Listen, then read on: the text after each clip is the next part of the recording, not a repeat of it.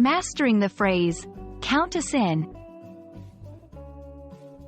Hello, everyone, welcome back to our channel. Today, we're diving into a popular English phrase that you've likely heard in movies or conversations. Count us in. If you've ever wondered what it means and how you can use it, you're in the right place. So, let's get started. Count us in is a phrase full of enthusiasm and agreement. It's what someone would say when they want to be included in an activity or plan. The word count here is used in the sense of including someone in a group or list. When you add us, it becomes a way of saying, include us in what you're planning. The phrase has a pretty straightforward origin. It's the combination of the word count, which means to include in a number or group, and us, which refers to the speaker and at least one other person. It's like saying, we want to be part of whatever is happening.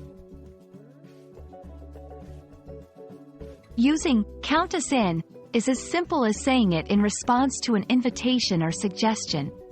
For example, Alice, we're going to the beach this weekend. Want to come? Bob, absolutely. Count us in. It's a casual and informal phrase, perfect for friendly invitations and social plans. You might also hear variations like, count me in, if it's just one person, or count them in when referring to others. Each variation keeps the core idea of inclusion. Let's practice with a few more examples. There's a charity event on Friday.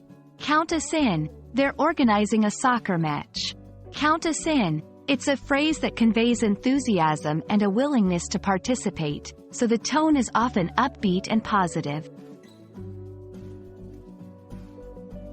And that's a wrap on Count Us In. We hope this video has clarified its meaning and use. Remember, language is a ticket to social events, opportunities, and friendships. And phrases like this one can make all the difference. So go ahead and use it the next time you're excited to join in on something. Thanks for watching, and we'll see you in the next video. Keep practicing, and you'll be a pro in no time.